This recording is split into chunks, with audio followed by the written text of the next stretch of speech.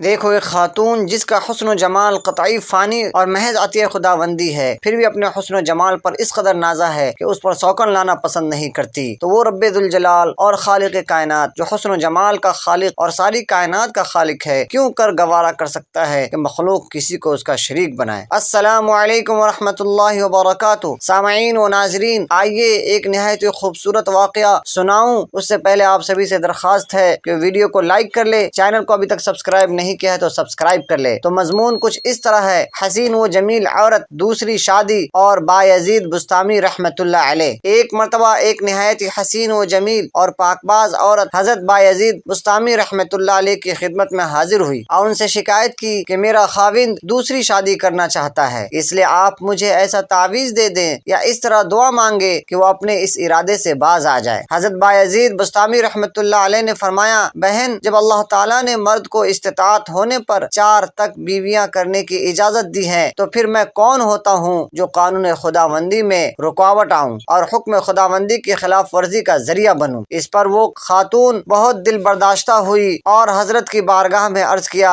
حضرت، میں پردہ میں ہوں اور شریعت اجازت نہیں دیتی کہ میں آپ پر اپنا چہرہ ظاہر کروں۔ اگر شریعت اجازت دیتی اور میں آپ پر اپنا حسن و جمال ظاہر کر سکتی، پھر آپ فیصلہ فرماتے کہ آیا میرے خاوند کو سوکن لانے کا حق حاصل ہے یا نہیں ہے۔ یہ جواب سننا تھا کہ حضرت تڑپ اٹھے اور بے ہوش ہو گئے۔ ہوش آنے پر فرمایا: دیکھو، یہ ایک خاتون جس کا حسن و جمال قطعی فانی اور محض عطیہ خداوندی ہے، وہ اپنے حسن و جمال پر اس قدر نازا ہے کہ اس پر سوکن لانا پسند نہیں ہے اور اپنی توہین سمجھتی ہے سوکن لانا، تو وہ رب ذوالجلال اور خالق کائنات جو حسن و جمال کا خالق ہے اور ساری کائنات کا خالق ہے، کیوں کر گوارا کر سکتا ہے کہ مخلوق کسی کو اس کا شریک ٹھہرائے۔ اسی لیے تو اللہ تعالیٰ نے قرآن کریم میں فرمایا ہے: ان الشرک لظلم عظیم، شرک بہت بڑا گناہ ہے۔ ان اللہ لا یغفر ان یشرک بہ ویغفر ما دون ذلک لمن یشاء، اللہ تعالیٰ نہیں بخشے گا کہ اس کے ساتھ کسی کو شریک ٹھہرایا جائے، اس کے علاوہ جس چیز کو اللہ تعالیٰ چاہے گا بخش دے گا۔ تو ناظرین، یہ ویڈیو